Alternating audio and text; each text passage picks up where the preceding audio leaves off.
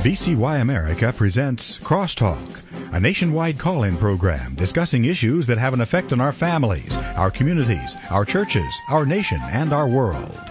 Crosstalk, an opportunity for you to voice your concerns for biblical principles. And now live by satellite and around the world on the internet at vcyamerica.org. Here is today's Crosstalk. And we thank you for joining us today here on Crosstalk on the VCY American Network as we talk about the issues of public importance, issues that are going on, issues that certainly impact constitutional rights of the citizens all across the nation. And today is one that, of course, is going to focus on such a thing as it relates to one's right to keep and bear arms. But have things gotten out of control? Do we have a government that has run amok on this issue as it relates to some developments that are taking place across the border? Is there a planned agenda to disarm America? Well, with us here to discuss so many issues is Larry Pratt, Executive Director of Gun Owners of America. Larry, welcome back to Crosstalk. Thank you for joining us. Thank you so much for having me back. Really appreciate being on the show. Well, today, Larry, we're going to focus in on some alarming developments that have taken place late last week as it relates to Fast and Furious and the scandal going on, and some of the recent developments pertaining to the nation's, some refer to him as the nation's top cop, the Attorney General of the United States. But as we talk about some of these issues and some pending possible contempt charges, let's just give a brief recap, if you could, of what's gotten us to this point. Tell us, for newer listeners, what is Fast and Furious?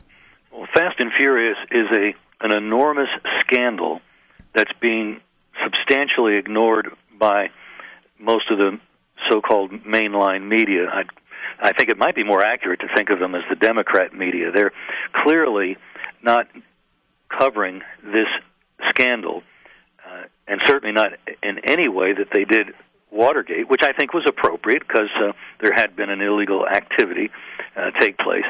But unlike Watergate, you've now got some 300 Mexicans that have been murdered by cartel members using guns we put in their hands. The ATF guys on the ground were ordered not to make arrests when they saw the guns being transferred illegally. And they knew when it might be illegal, when somebody either bought it at a store and they were using false identification, and in some cases the FBI that does these background checks actually ignored the flag that would come up on an unqualified person making a purchase at a gun store and would go ahead, this sale has been approved, this transaction's been approved. And so the guns were in that way gotten almost immediately into the hands of primarily the Sinaloa cartel, although some of them clearly stayed within the United States because they've turned up at particularly Phoenix area crime scenes. But apparently most of the 2,500 guns involved did go south, and some 600 have been recovered at crime scenes where some 300 Mexicans have been found murdered. And two of our agents, one in Mexico, one in a border canyon some 12 miles from the Mexican border, have been murdered by criminals using the guns that our government intended to get into cartel hands. There was an email put in the hearing record last year under the Oversight Committee chaired by Representative Darrell Issa. Came from David Vaught in the headquarters ATF office to the head of the ATF Phoenix office, who was in charge of running Fast and Furious. Hey, Bill, any of our Fast and Furious guns turn up at crime scenes yet? We'd like to use them as a predicate for more gun control. So that's what Fast and Furious was all about. It was never intended as a law enforcement sting operation to find out who the bad guys were, because they knew who the bad guys were. They were just making sure that the guns got into their hands. And the agent, you could hear some of those agents' heart breaking in some of the records of the being ordered to let a gun go, knowing that it had been turned over to, at whatever point in the transactions of these guns, been turned over to a known bad guy and they were told, don't make an arrest, come on back to office. Wow. Oh, so Larry, as you were giving some numbers there, you're indicating there's a lot of guns that are still out there. You picked up on that, and unhappily, it seems like the body count can only be expected to rise. Some 25% of the guns have been recovered at crime scenes, so that's a lot of guns that we put directly into the cartel's hands. But that's not the only way the cartel gets guns. Far and away, they get guns from guys inside the Mexican military and or police departments who make a little extra money selling guns out of their armory. And so some of the U.S. guns that have turned up, other than Fast and Furious guns, in Mexican crime scenes, came via official sources, guns that were approved for sale by the State Department to Mexican governmental entities, and then from there they managed to, if you will, walk into the hands of bad guys from corrupt people inside those government agencies. And that accounts for most of the guns that were from the U.S. And of all the guns that turned up at Mexican crime scenes, the government's had a real problem getting this straight. They were claiming 90% were sourced to the United States. Well, when you look at the numbers of all the crime scene guns the Mexicans have, it's well over 100,000 in the last however many years, about 17% of them come from the United States. The rest are coming from Central American armories. They're coming into Mexico the same way dope gets into Mexico and the United States. When the cartel is smuggling a load of dope, they can just as easily put a carton of a box of rifles in there just as well. And so there's many ways of getting guns into the Mexican cartel's hands, and certainly Fast and Furious was not even a large percentage of them at all. It's just that it was so evil that people in the Justice Department, at some point, almost certainly Eric Holder, the Attorney General, knew that there was a deliberate policy that was intended to see the murder rate go up in Mexico so that could be used as that email I referenced earlier, used as a predicate for more gun control, going after gun stores, going after gun shows, going after gun owners. This administration has made it very clear that they would ban at least as many guns as Bill Clinton did if they had a chance. But, of course, they don't have the Congress. What they have done is to administratively bar the reimportation of World War II Korean War vintage rifles that can shoot I think their clip is a maximum of 6 rounds.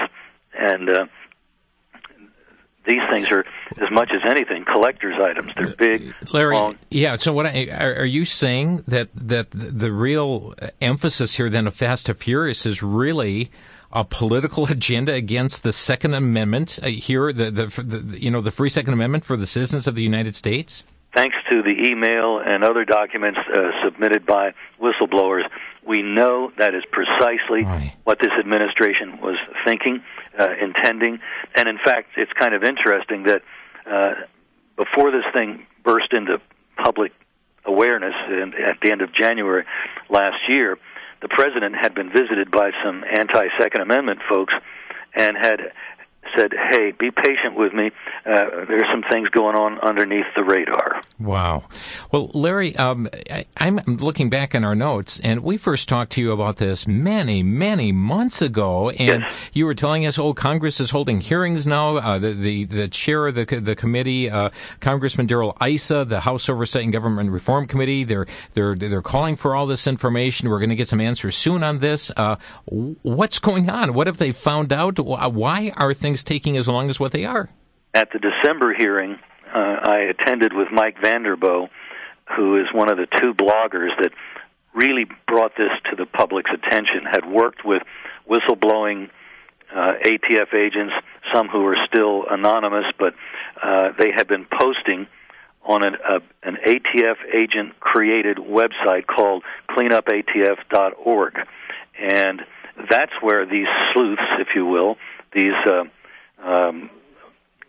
pajama-clad reporters, if you will, had spotted the kinds of discussion going on there that was detailing illegal activity by these agents' own agency and some of the things they'd been told to do that had just infuriated them. That, as one of the whistleblowers publicly said, John Dodson, he said, this violated everything we'd been taught in academy as far as police procedures.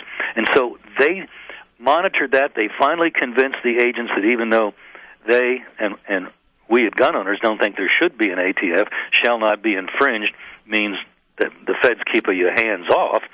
Nevertheless, they said, look, we respect your integrity. What you guys are doing, we know how many guts that takes, because when the ATF finds out who's whistleblowing, their life descends into the pit. It becomes miserable. They'll make them move. They'll put them into rooms with no telephone. They'll do all kinds of things trying to get them to just throw up their hands and leave. And so they finally had a meeting of the minds, the bloggers and the agents, that they could trust each other, because the agents were looking for some way, besides blowing themselves up politically and career-wise by going forward on this, some way to get the information out so that this horrible program would be stopped. And so I think, thanks to Vanderbo, particularly, because I was working directly with him, and he had come up 2-3 times last year to visit and to attend hearings. And thanks to him, I think I was the first to go public with Megyn Kelly at the last day of January in 2011.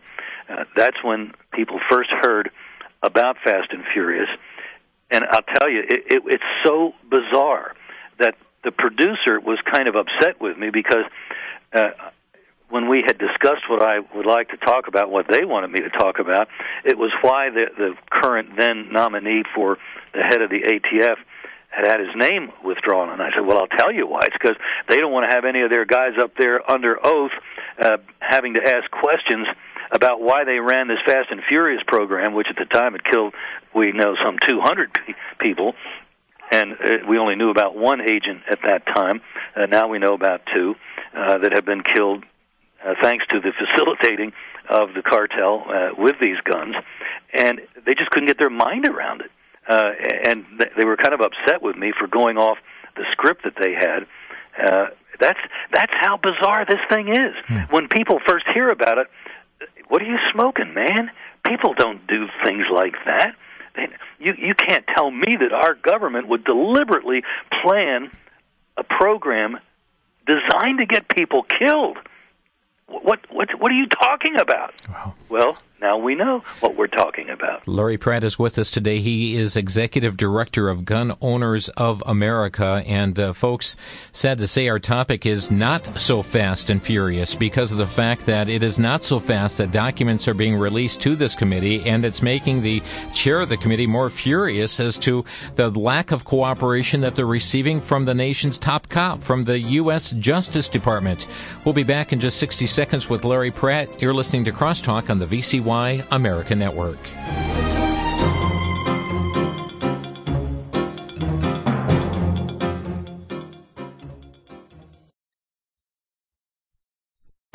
Back to Genesis with Dr. John Morris, scientist and president of the Institute for Creation Research.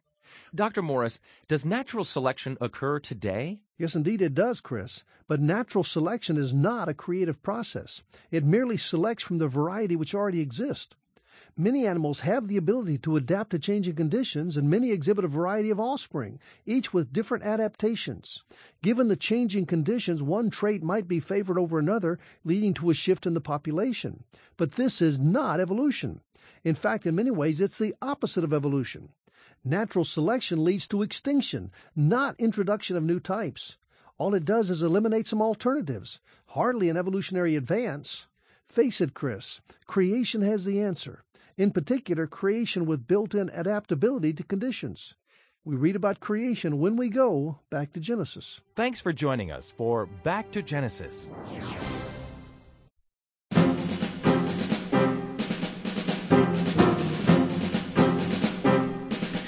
Larry Pratt is our guest here today on Crosstalk. He's Executive Director of Gun Owners of America, and we're talking about an amazing story here that there looks like there could be some contempt charges, a contempt order against Eric Holder, the Attorney General of the United States.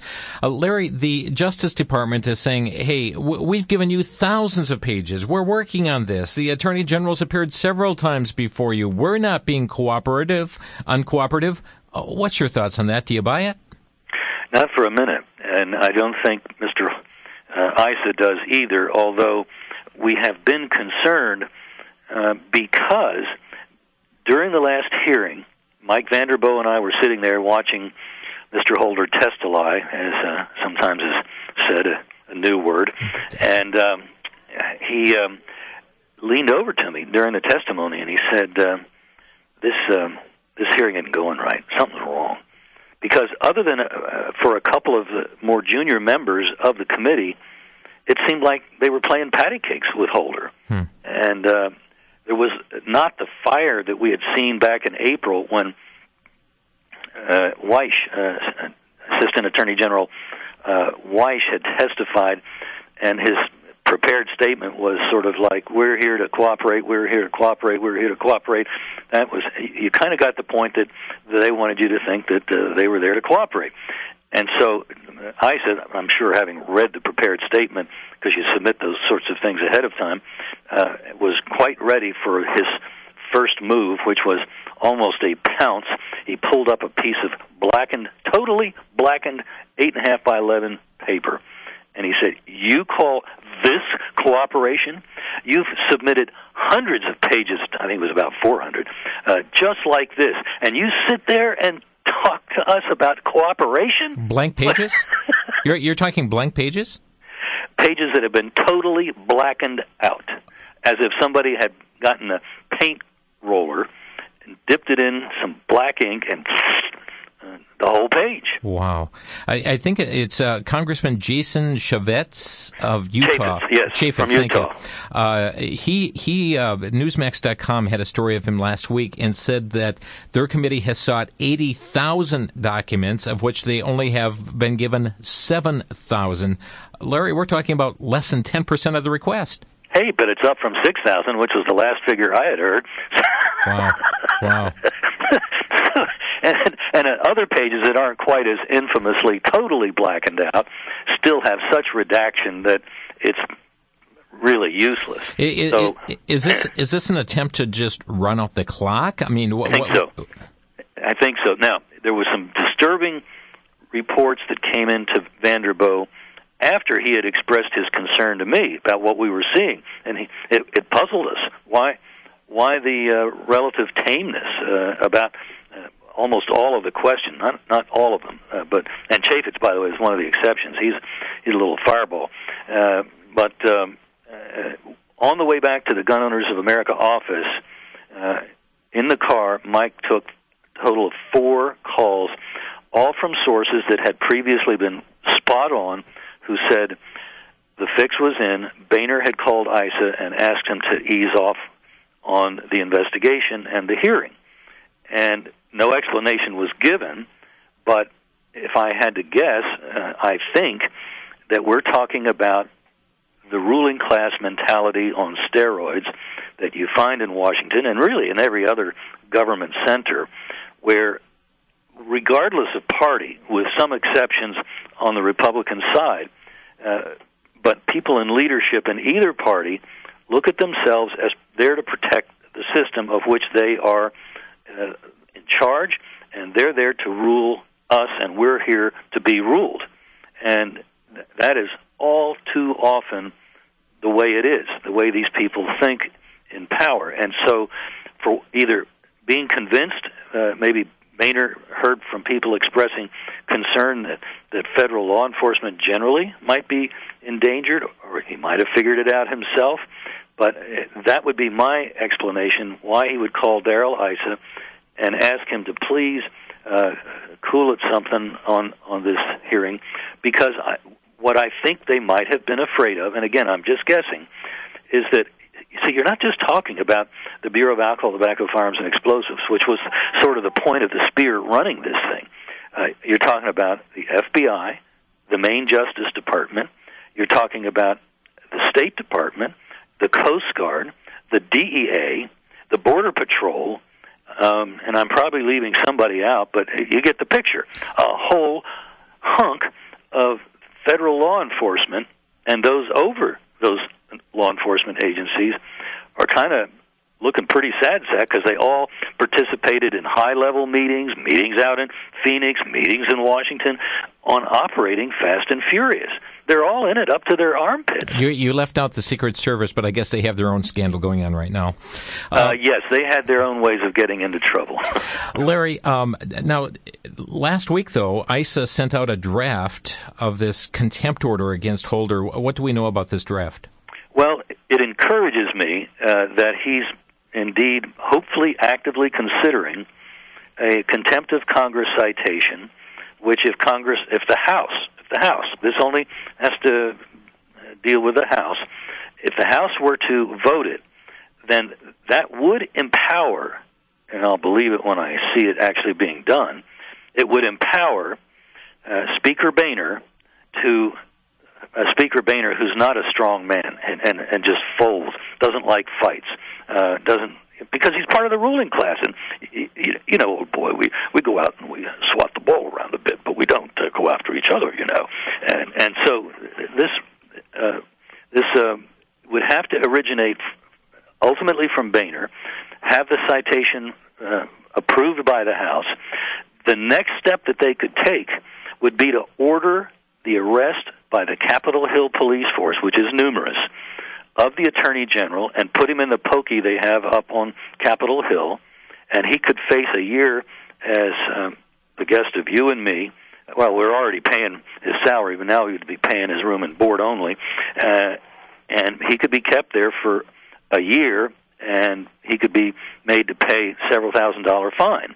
So that's what could happen if they really wanted to take this and run with it and make this an election year issue. I mean, this is the most extraordinary scandal, and I'll bet you half of the American people still don't know what Fast and Furious is, probably never heard the words in those sequence, and this is something that politically is an enormous tool to use against the administration, and it would be a way of demanding justice. What are you going to do about the people that knowingly participate were complicit in the murder of over 300 people, and unhappily, I'm sure, still counting? Larry, you brought this up. I mean, is this just an election year political ploy, or do you really believe that there's some teeth in this, that they might actually follow through and issue such a citation? I'll believe it when I see it. I hope they would. Justice demands that they would. Of course, the president will push back and say this is racist, this is election year politics.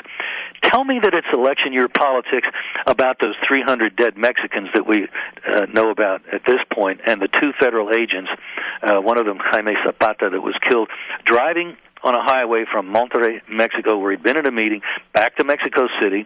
His car was ambushed by a couple of cars. He forced off the road. He and his colleague were shot, and he was shot fatally. So that was how they went after him. And all the while, our guy from the ATF in Mexico City, Darren Gill, who has also testified as a whistleblower, said, I had no idea about this program. I was telling the Mexicans that we don't have anything to do with this. And then it turns out when I try to check out some of these guns I see in reports, I'm blocked out of the computer.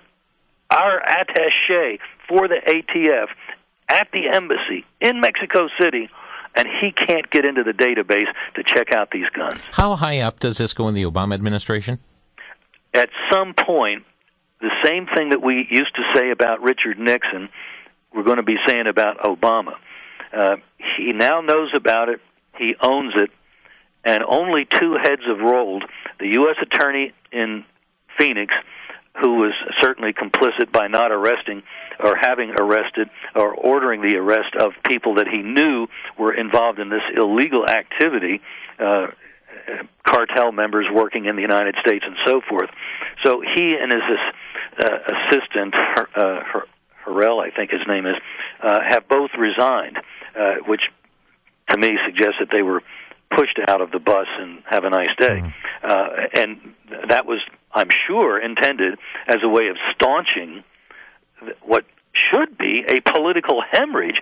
You've got what? An administration complicit in the murder of over 300 people and counting? Let me share a couple comments with you and get your response. Representative Elijah Cummings of Maryland, he's the ranking member on this House Oversight and Reform Committee. He has given a warning to Congressman Issa. He's saying, stop the witch hunt, referring, of course, to that action against Attorney General Eric Holder. Larry, what's your reaction to this? Is it just a witch hunt to score political points, or do we have some substance? With all due respect to Representative Cummings, who is a fiercely partisan socialist Democrat, he has taken this position ever since it broke into public. But you can't tell me that over 300 dead people directly traceable to our government's activity is a political stunt. Representative Cummings has been trying to debunk what Issa has been doing from the get-go, but what he's really telling you is nothing to see here, just keep on walking. Well, here's another quote, and this is from Matt Staver at Liberty Counsel, and he said, quote, Eric Holder's actions at the DOJ are truly a travesty of justice. I believe that Eric Holder's tenure as Attorney General is one of the most corrupt and divisive periods in the history of the Department of Justice. Larry, those are some pretty strong words. Well, and I think they are appropriate. This is the Attorney General who withdrew charges against the new Black Panthers who had physically menaced voters trying to get into polling places in Philadelphia. And people had been turned away. You talk about voter suppression. Yeah, and the Attorney General says, requiring an ID is racist and designed to suppress the vote. Yeah, it's designed to suppress the vote, all right, of people who aren't supposed to be voting. By the way, you have to show a voter ID or a photo ID to get into the Department of Justice. Or to get on an airplane, but not to vote? Yeah. Ooh. So, yeah, this guy Holder and Cummings are really politically very much alike, and they're trying to make it sound like this is political, but frankly, all any Republican needs to do. Political? What's political about 300-plus dead people murdered with the complicity of our government? And that the whistleblowers have told us that. This is not something that I'm making up or that Darrell Issa made up. This is what the whistleblowers themselves, John Dodson had testified at the hearing, when I was told not to make these arrests, I told them, this is crazy. This is totally contrary to police conduct that we were taught at Academy. Somebody is going to get killed. Well, he was right. Larry Pratt with us here today on Crosstalk. Before we get to the phone lines, our question after the break is what you as listeners can do across the nation. So be ready to jot down some information after the break. You're listening to Crosstalk here on the VCY America Network.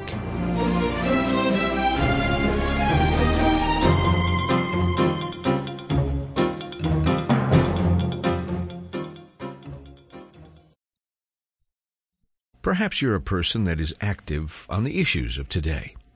And while these things are necessary, there's nothing more important than your personal relationship to Jesus Christ.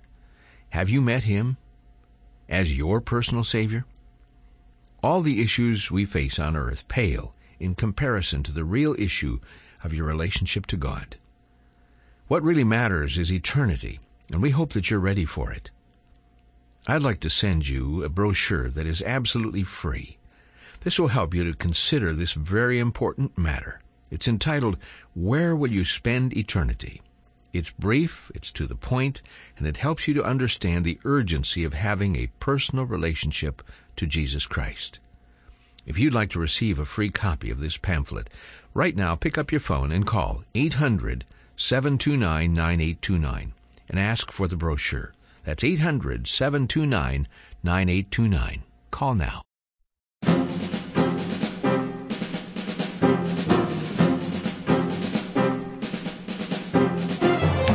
listening to Crosstalk here on VCY America. Our guest today is Larry Pratt, the Executive Director of Gun Owners of America. And yes, folks, again, we're talking about Fast and Furious, but this time it's not so fast and furious. Congressman Darrell Issa, Chairman of the House Oversight and Government Reform Committee, has sent out a draft, a contempt order against Holder. Larry, what can people do? We sit back, we watch this drama unfold rather slowly. What is it the people of the nation can do in regard to this inaction that's going on Fast and Furious, the stonewalling that's coming from the U.S. Attorney General? The way Gun Owners of America lobbies is, well, we do certainly have a physical human presence on the Hill, but when we're up on the Hill, the reason that we're taken seriously is because those representatives and those senators know that our folks are active, and they're always saying, I like this, I don't like that. So if you go to gunowners.org, which is our website, at gunowners.org, there's a little pink rectangle right there on the main page, and you can click that, and it'll take you to where you can sign up for the alerts that we send out, and those almost exclusively will deal with legislative happenings, including whenever it's appropriate, something about Fast and Furious. So you will get information rather quickly if you go to gunowners.org and sign up for those alerts. And by the way, one thing, before we go to the calls, I was just looking at something during the break that an anti-gun spokesman, name is Lad Everett, has been saying, well, we can't really say for sure that those guns were all part of the Fast and Furious program when, Eric Holder was testifying. He was asked by one of the members of the committee, Ted Poe from Texas, this is the Judiciary Committee, not Mr. Isis, if he thought that more people were going to die because of Fast and Furious. Holder, unfortunately, I think that's probably true. So right there he's saying, yeah, our bad. Wow. Well, Larry, at the same token, okay, go to gunowners.org. Are calls to congressmen important at this point here to encourage them to follow through on this from Congressman Issa? Email, postcards, phone calls, letters, however somebody contacts them, please contact them. You can do it through gunowners.org. You can call Capitol Hill. There's a main number that you can use. It's 202-225-3121. That's it. 202-225-3121. And as they speak with their congressman, what are they saying to him? Want you to support the contempt of Congress citation. When it's before you, please encourage Representative Issa to bring that citation for a vote. Larry Pratt is our guest today. Let's open our lines. Our number here to Crosstalk, 800-733-9829, 1-800-733-9829. Ladies and gentlemen, what is your reaction to the stonewalling that is going on by the U.S. Attorney General's office, requesting some 80,000 documents? Only 7,000 pages have been given to them, of which multiple blank pages were all scarred with a black marker, I guess, through them. But your reaction to the issue, 800-733-9829. And Larry, isn't it Eric Holder who once said he wanted kids brainwashed in order to support gun control measures? That's the only way we're going to be able to do it, and he likened it to the way that they've been pushing their baloney on climate change. So, I mean, here we're talking about brainwashing to go on in order to support gun control. And one other thing here before I go... Let me just add one thing to your excellent point. The zero tolerance program in most of our government schools is designed precisely to brainwash kids to think that, guns in my hands or anybody besides that nice policeman, that's just not safe. Why, that gun could go off. And believe me, that has quite an instructional impact when a kid makes a drawing of a gun or he uses a chicken bone or something. A carrot stick, yeah. Bang, bang, and he gets kicked out of school. The only problem I have with that is, please, parents, don't put him back in that school. Larry, we are seeing just stories coming out about record sale of guns right now, ammo and accessories. Is this something that's peculiar to our region, or is this something nationwide? It's peculiar to the whole country, starting just before Obama was elected, perhaps a month before. I was getting calls from widows, from state legislators. Where's a good gun shop? What kind of gun should I have? And it hasn't let up. It's been a flat, high line because the American people know what Obama thinks about them being armed, and they're loading up in case this guy actually gets his hands on access to guns. What he would clearly like to do is cut off our access to guns in stores, and he's made some serious efforts to do that, banning the reimportation of over 800,000 of those old rifles from Korea, banning the importation of shotguns that have features such as those that were in the Clinton gun ban, a forward pistol grip or something of that sort. And so they've done what they can administratively to cut off access to firearms. And if you cut off access to firearms, that's going to put you a good way ahead toward disarming the American people. Our number to Crosstalk, 800-733-9829. Let's begin in Mansfield, Pennsylvania. Ron, you're on the air. Jim, you're doing a wonderful job educating the people. I'm an NRA life member and a retired federal agent. And Larry Pratt, I receive your newsletter on my computer, and you put it all together perfectly. Thank you. As a retired federal agent, I was one of the few who believed all citizens, honest citizens, should own guns. Many agents do not think everybody is as competent as they think they are, but you got it right. And I say these guys who were whistleblowers are heroes. Oh, man. Because they stuck their neck way out, and without whistleblowers, so many travesties would never come to the surface. That's right. You're doing a wonderful job. You speak very well. And those guns that didn't come from Korea were 8-shot M1 Garand. I happen to be a collector, too. Yeah, they're not exactly the thing that a guy's going to put under his trench coat and conceal it for a bank job. You're doing a wonderful job educating the people.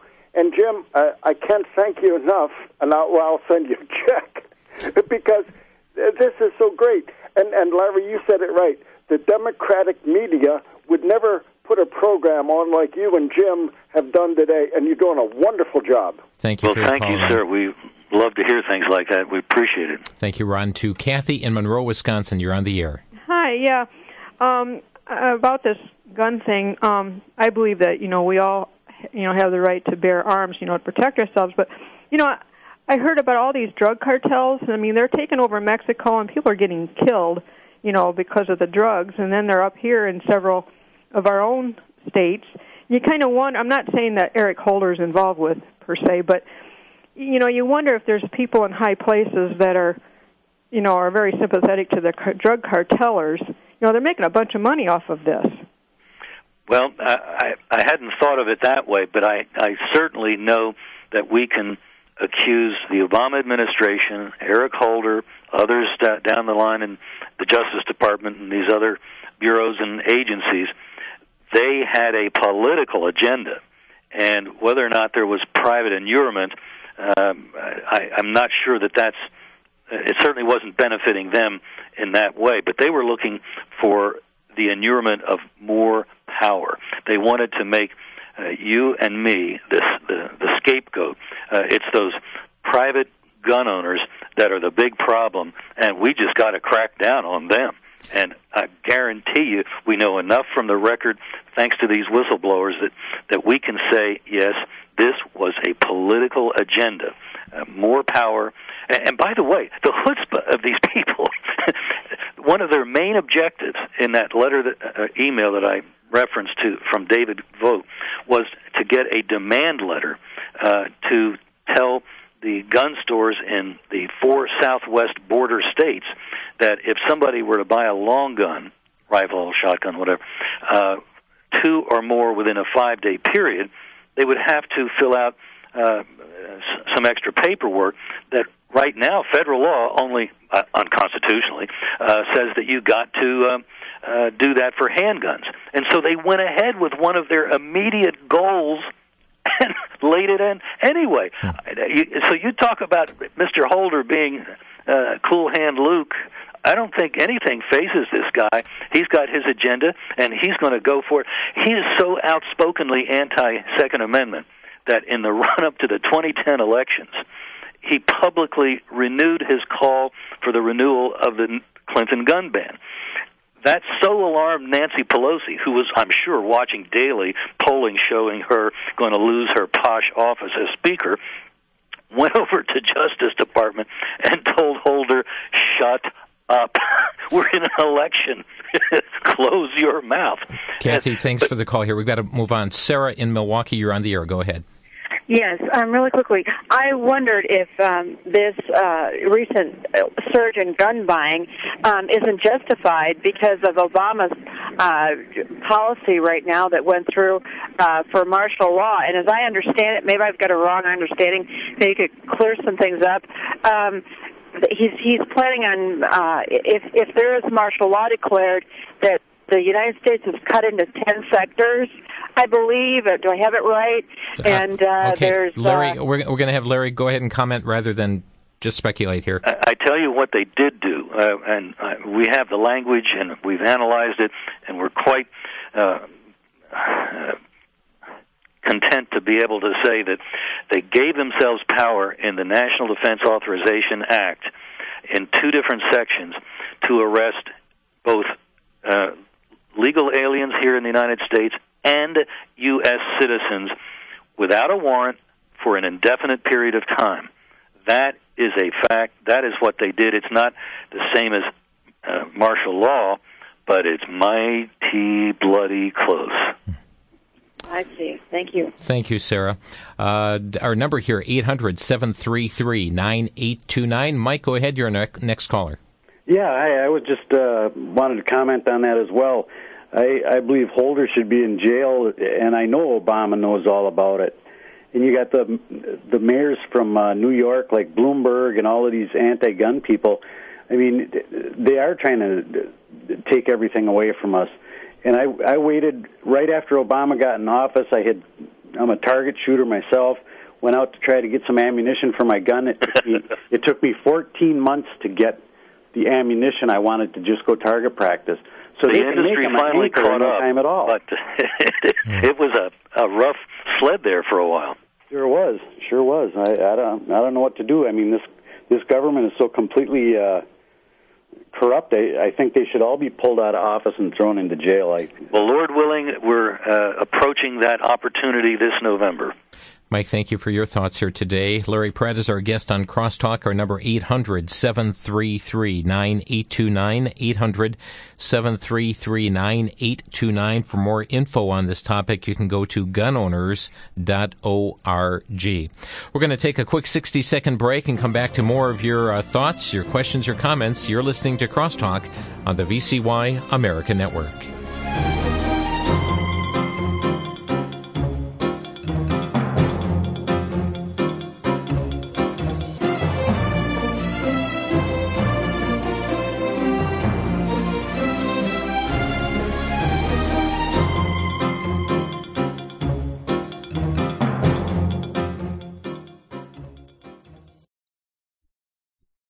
For the Worldview Weekend Minute, I'm Brandon House. Our website is worldviewweekend.com.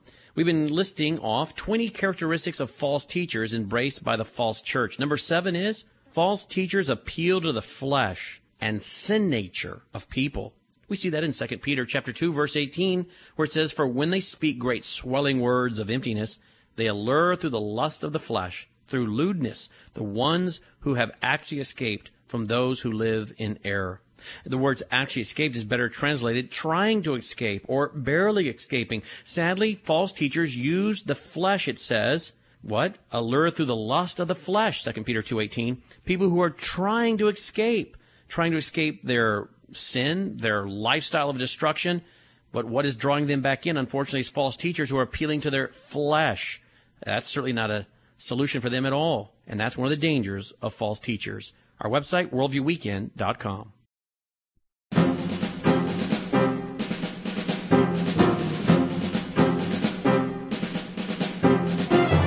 You're listening to Crosstalk here on VCY America. Not so fast and furious, our topic here today with Larry Pratt from Gun Owners of America. And back to the lines, holding the longest, Mike in Sheboygan. Mike, you're on the air. Yes, I've heard from different sources that the Homeland Security Department has ordered up something like over 400 million rounds of ammunition. Specifically, I've heard 40 caliber Smith & Wesson. You are correct. That is a fairly standard government issue handgun, and why they would need that many 450 million rounds is mind-boggling. Are they getting ready for World War III?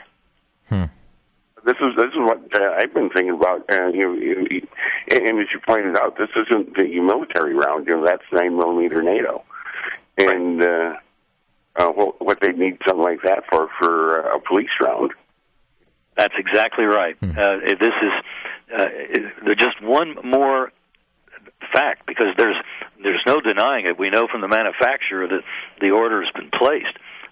So what indeed are they doing with all that ammunition?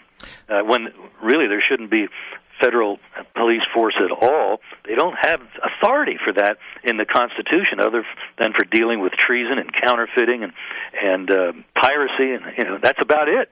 And now we've got this army of people at the federal level who are carrying out unconstitutional orders. Happily, there are some sheriffs who tell them, hey, you're not going to do that in this county. You're not going to make any arrests for something that's not extended to you through Article 1, Section 8 of the Constitution. But maybe they're figuring that, well, why do we care about the Constitution? None of these other agencies have any legitimacy anyway, so let's just arm up in case folks get a little tired of us. Mike, thank you so much for your call here to Grand Junction, Colorado. Bryant, you're on the air. Hello. My thought was we keep hearing how the Democrats keep talking about how caring they are and how they're for the downtrodden and all these things, but and I just keep hearing it from the administration. But here they specifically went out and gave a blank check to a whole bunch of people they know were going to kill people, and they didn't even care. Because in fact, they were all after it gets political. even more ugly. They, at least on one occasion, allowed a load of dope to come across the border that they knew about, so that they could use that money when it got sold here in the United States to buy more of the Fast and Furious guns. How's that for sick? Yeah, I just find it. They say the one thing, and then what they do is exactly the opposite. Brian, thank you for your call. Some of the most unloving, most horrific things imaginable. Well, the Proverbs tell us that the compassions of the wicked are cruel indeed. Yep. Thank you, Brian, for your call. To Plymouth, and Jim, you're on the air. Go ahead. Yeah, my question to Jim, you and Mr. Eric Holder. Sorry. This is Larry Pratt. Your host there.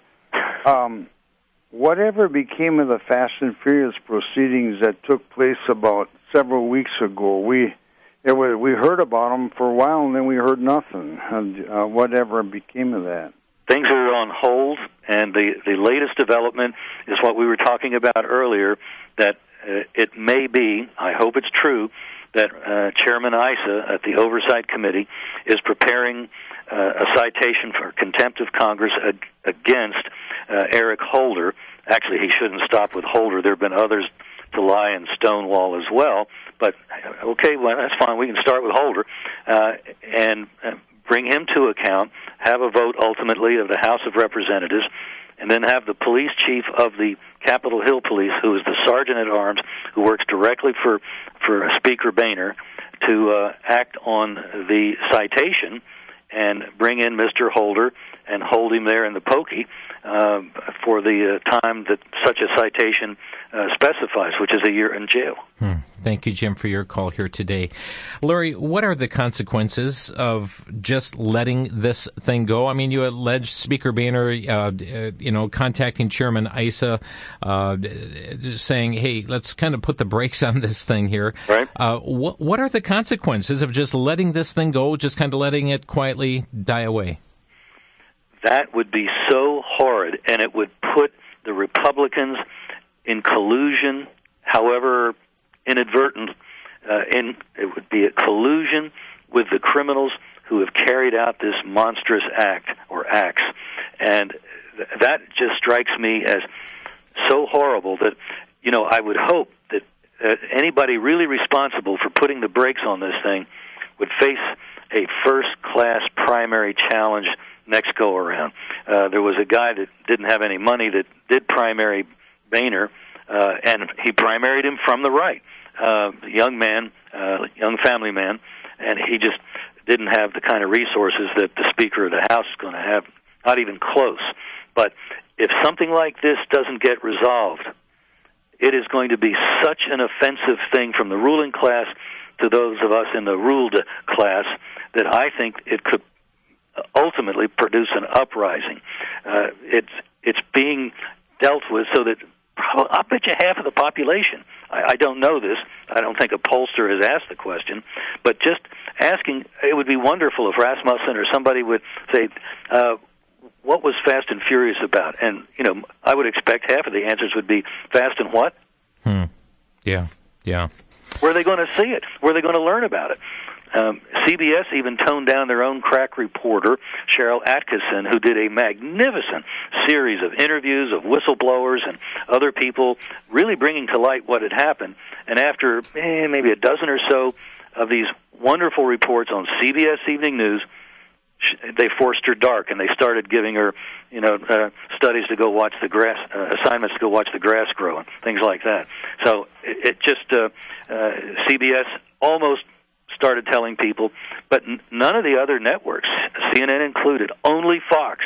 Fox has got a guy out in L.A., William Lajeunesse, who keeps grinding stories out, and if you watch Fox, you will know about Fast and Furious. That's the only way. Larry, we appreciate you being with us. Give us again the website for listeners to stay informed on this issue. Gunowners.org, and it's real easy to sign up for the free alerts that we have, and that way you won't be part of the 50% that doesn't know what's going on. Larry Pratt from Gun Owners of America, thank you for being with us today to better inform our listeners on Fast and Furious. Jim, thank you so much for what you're doing. I appreciate you guys. Larry Pratt from gunowners.org, and check them out. Stay informed on these vital issues, and tell somebody else to tune into Crosstalk to stay informed on these matters that mean so much to us across this nation. Thank you for joining us on Crosstalk. You've been listening to Crosstalk via satellite and the internet from VCY America. Views expressed may or may not be those of this station. For a CD of today's program, send a donation of $6 or more to VCY Take Ministry, 3434 West Kilbourne Avenue, Milwaukee, Wisconsin, 53208, or download by RSS or podcast from crosstalkamerica.com. And join us again for Crosstalk.